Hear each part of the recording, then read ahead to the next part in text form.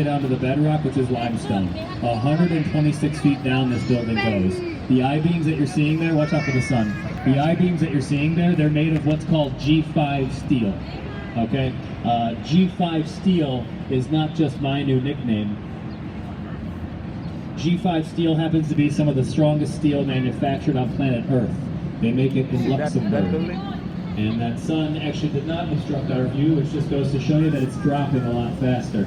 Sunset tonight, I think, is at 7:50. So that sun was not bugging us there, but it is still just wanting to kind of get in my face. Okay, so Gesh Partners who built 150, world-renowned Gesh Partners, they are building right here.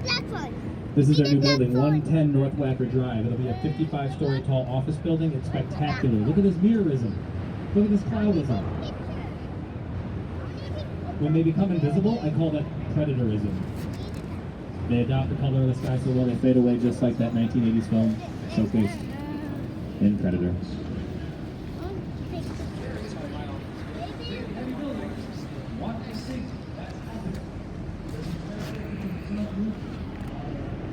"45-foot wide Riverwalk there at 110 Above your head is a bridge from 1907. That's why it's so loud. Look at the bridge house to your right. The bridge houses are indicative of when the bridges were built. So that trunnion bascule bridge where it comes together, it's a little wonky. So you'll hear it again now as a bus goes across Washington. Chicago bridges, baby. Pretty awesome, I know. Dude's talking about bridges again. Go left-hand side, please. Do it. Civic Opera Building. It's a throne-shaped building. Maybe you'll notice it's Art Deco with the verticality, the ribbon windows, the historical accents, the big setback above. See how it's throne-shaped? The same firm that did the Wrigley Building, Graham Anderson, Probst & White, they designed this one. This thing opened 1 week before the great stock market crash of 1929. We call the Civic Opera Building Insill's Throne. Insill's Throne. Samuel Insill is the guy who paid for it. He was described often as being a very kingly fellow. He was a kingly fellow. He was a real estate and utilities magnate.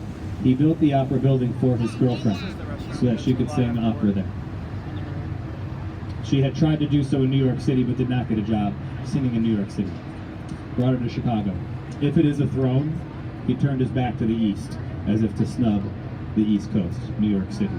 Some of that is urban legend. I happen to believe that story. It is indeed true. It's a romantic story, but the guy was far more influential than just some guy with a girlfriend who couldn't sing. And we've all had those. No, baby, you're great. You sound great. You sound wonderful. So we'll go from that Art Deco, that limestone, that verticality, that powerful, roaring 20s vibe, and I'll toss you back into modernism. It's painfully obvious, I'm sorry, but here it is. Post-WW2, we've won on two fronts. Things are faster, things are bolder. The American dream. You commute to downtown on a train, and you walk into these soul-sucking buildings for 30 years.